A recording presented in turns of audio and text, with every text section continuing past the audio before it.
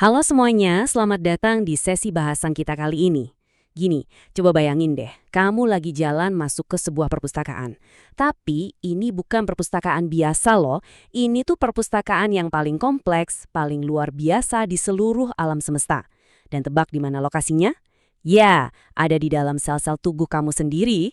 Hari ini kita bakal bongkar bareng-bareng misteri biologi ini pakai cara yang super asyik. Jadi konsep genetika yang kelihatannya rumit itu bakal kerasa gampang banget dipahami. Ibaratnya kayak kamu lagi baca buku favorit kamu aja. Pernah kepikiran nggak gimana kalau cuma dari setetes darah aja kita bisa baca seluruh panduan tentang keberadaan kamu? Keren banget kan? Nah, buat kamu yang pengen paham esensi kehidupan tanpa harus pusing sama istilah-istilah ilmiah yang bikin kening berkerut, ini dia titik awalnya. Perpustakaan biologis di dalam sel kamu ini nyimpan semua, literal, secara keseluruhan, rahasia tentang siapa kamu sebenarnya. Mulai dari warna mata, tinggi badan, sampai kecenderungan sifat tertentu, semuanya tuh tersusun rapi di sana. Nggak ada unsur sihir di sini, murni karena sistem pengarsipan informasi biologis yang super brilian. Oke, yuk kita langsung selami aja buat paham gimana perpustakaan ini kerja. Kita mulai dari unit yang paling dasar dulu ya. Coba bayangin DNA itu sebagai huruf-huruf abjad. Huruf-huruf ini pada dasarnya adalah molekul pembawa informasi. Nah, kalau huruf-huruf DNA ini dirangkai dalam urutan yang pas, mereka bakal ngebentuk apa yang kita sebut gen. Jadi kalau DNA itu hurufnya, gen adalah kalimat yang punya makna. Dan kalimat-kalimat genetik inilah yang ngasih instruksi spesifik, semacam kode rahasia gitu, buat memproduksi protein yang ngebangun tubuh kita. Dan konsep tadi tuh bener-bener ngegambarin gimana sistem ini dibangun jadi sesuatu yang jauh lebih besar. Kalimat-kalimat gen tadi nggak dibiarin berantakan gitu aja. Mereka tuh dijilid dan dikemas super rapi jadi buku-buku tebal yang namanya kromosom. Terus kalau kamu ngumpulin semua buku kromosom ini di satu tempat, boom, kamu dapat yang namanya genom. Genom ini adalah keseluruhan materi genetik kamu. Ibaratnya koleksi utuh dari perpustakaan kehidupan itu sendiri. Struktur hierarkinya benar-benar logis dan cantik banget kan? Dari huruf paling kecil sampai jadi satu perpustakaan lengkap. Bagian 1, huruf dan kalimat, DNA dan gen. Kamu pasti udah nggak asing lagi kan sama istilah ini? DNA atau deoksiribonucleic acid. Ini tuh molekul utama si pembawa informasi genetik. Strukturnya juga ikonik banget. Helix ganda atau spiral ganda, kayak tangga melingkar gitu. Struktur ini tersusun dari nukleotida yang punya tulang punggung gula deoksiribosa dan fosfat. Tapi ingat, DNA ini nggak cuma diam jadi tempat penyimpanan data yang pasif loh. Dia bisa mereplikasi diri saat pembelahan sel dan bahkan bisa bermutasi. Nah, mutasi inilah yang jadi sumber variasi biologis yang bikin setiap makhluk hidup di bumi ini punya keunikannya masing-masing. Sekarang coba kita intip abjad genetik kita, yaitu pasangan basa nitrogen yang nyusun si DNA ini. Adenin itu selalu berpasangan sama timin dan sitosin selalu gandengan sama guanin. A sama T, C sama G. Coba deh bayangin fakta gila ini. Keempat basa ini adalah satu-satunya huruf dalam abjad genetik kita. Cuma 4 huruf. Tapi kombinasi dari 4 huruf ini berhasil mengeja semua keanekaragaman kehidupan yang luar biasa di bumi. Dari bakteri yang paling mikroskopis sampai manusia yang paling kompleks, semuanya cuma pakai 4 huruf itu. Luar biasa kan? Lanjut ke bagian 2, buku kehidupan, kromosom. Gini, kalau kamu narik lurus semua DNA yang ada di dalam satu sel manusia aja, panjangnya tuh bisa sampai sekitar 2 meter. Terus pertanyaannya, gimana caranya benang sepanjang itu bisa muat ke dalam inti sel yang ukurannya mikroskopis? Jawabannya ada di sistem pengemasan biologis yang jenius banget. Benang DNA ini nggak dibiarin lurus terurai. Dia melilit protein khusus yang namanya histon. Terus ngebentuk struktur yang disebut nukleosom yang ujung-ujungnya memadat jadi kromosom. Pengemasan super padat ini krusial banget, terutama pas sel lagi membelah diri, biar DNA-nya bisa terbagi sempurna tanpa ada yang kusut atau tercecer.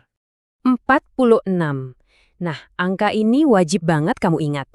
Perpustakaan genetik manusia itu diatur dengan sangat rapi ke dalam tepat 46 buku atau 23 pasang kromosom. Ini udah jadi format standar buat spesies kita. Setiap buku ini nyimpen ribuan kalimat genetik yang tugasnya mastiin tubuh kamu berfungsi dengan baik setiap harinya. Masuk ke bagian 3, sang penerjemah, peran RNA. Oke, kalau DNA tadi disimpan aman di dalam inti sel, ibarat buku referensi langka yang nggak boleh dibawa keluar perpus, terus gimana caranya sel tubuh kita tahu apa yang harus dilakuin? Nah, disinilah para staf pekerja keras di perpustakaan kita beraksi. Kenalin, RNA. Yang bikin komparasi ini menarik adalah kita bisa ngelihat bedanya fungsi DNA dan RNA dari struktur fisiknya. DNA itu kan buat penyimpanan permanen. Bentuknya heliks ganda, super stabil, dengan basa adenin gandengan sama timin. Di sisi lain, RNA atau ribonucleic acid bentuknya cuma rantai tunggal. Kenapa? Karena RNA ini fungsinya kayak salinan kerja atau fotokopian yang boleh dibawa keluar dari brankas inti sel. Gulanya juga beda, namanya ribosa. Dan perhatiin deh basa nitrogennya. Di RNA, timin itu digantiin sama urasil atau U.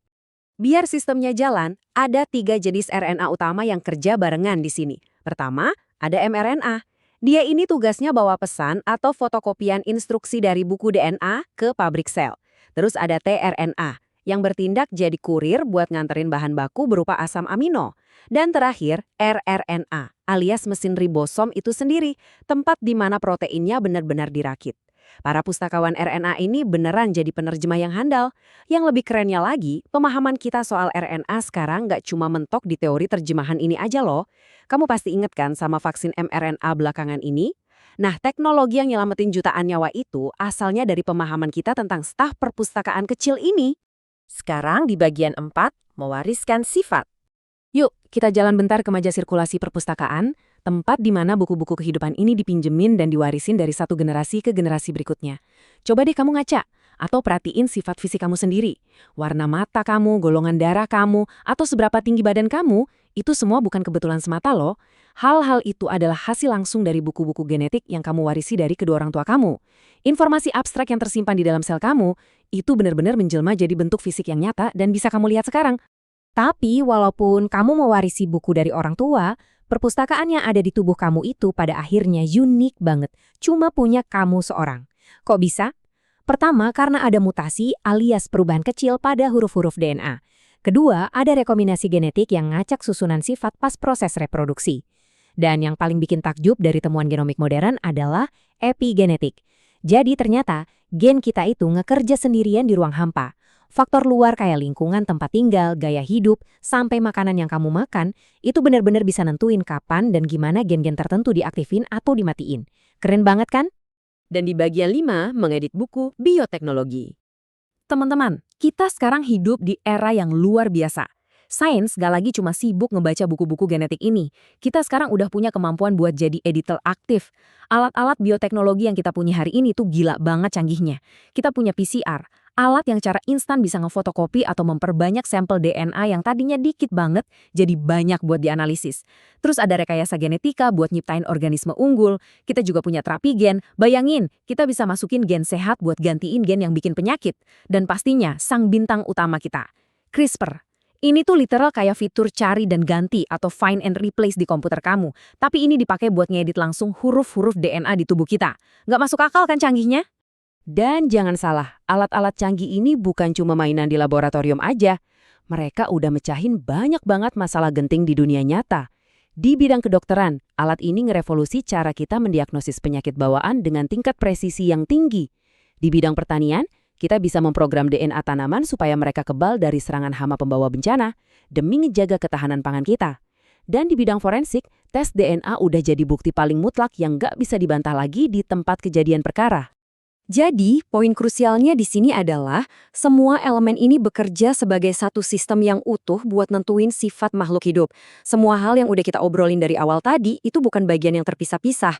Kromosom yang jadi buku tebalnya, DNA yang jadi cetak biru abadinya, RNA yang sibuk jadi penerjemah, dan gen yang ngasih instruksi spesifiknya, semuanya itu terorganisir dengan sangat indah.